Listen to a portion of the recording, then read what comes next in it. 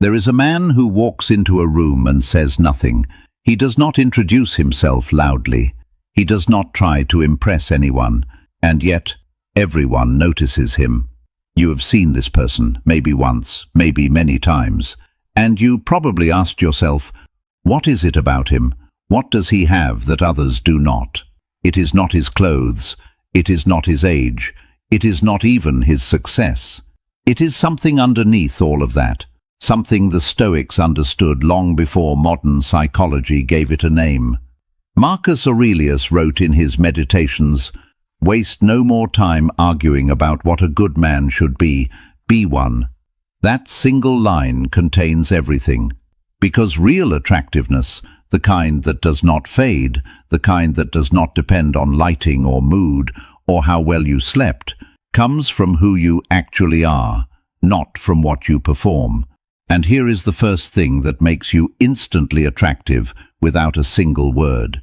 Stillness. Not silence, stillness. There is a difference. Silence can be awkward, empty, even fearful, but stillness is something else entirely. It is the quality of a person who is not anxious to fill every moment with noise, who does not check their phone every 90 seconds, who listens, truly listens, without preparing their next sentence while you are still speaking. In a world drowning in distraction and noise, a still person feels like solid ground. People are drawn to that without knowing why. The second thing is self-containment. You might be thinking right now, does that mean being cold, distant, hard to reach? No, it means you are not leaking. You are not constantly seeking approval. You are not adjusting your opinions based on who is in the room. Epictetus said, "He is a wise man who does not grieve for the things which he has not, but rejoices for those which he has." A self-contained person does not arrive at a conversation needing something from it. That quality, that quiet completeness, is magnetic. People sense immediately when someone needs their validation, and they sense just as quickly when someone does not. The second type is always more compelling. The third thing is composure under pressure.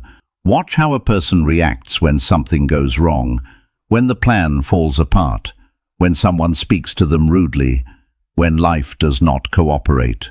That reaction tells you everything about who they are, and other people are always watching, even when they pretend not to be. The Stoics called this the discipline of reaction. Seneca wrote, "The greatest remedy for anger is delay, not suppression, delay." The person who pauses before responding, who does not match the energy of chaos around them, who remains measured when everyone else is scattered, that person radiates a kind of authority that no title or position can manufacture.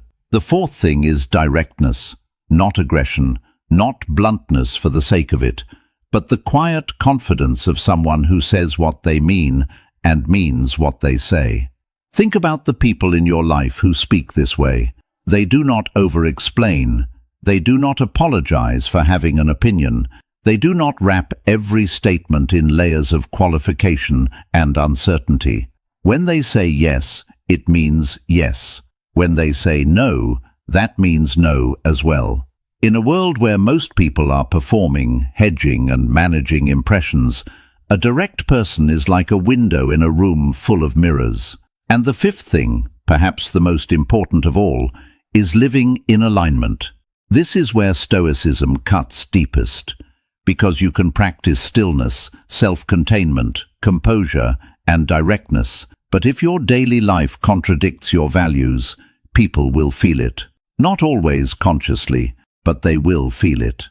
Marcus Aurelius did not write his meditations for publication. He wrote them as private reminders to himself, to live according to his principles, even when no one was watching, especially when no one was watching. That consistency between private and public self creates an integrity that is visible without words. It shows in how you move, how you treat people who can do nothing for you, how you respond when you are tired or disappointed or afraid. Here is your practice for today. Choose one of these 5 qualities and ask yourself honestly, where am I performing it and where am I actually living it?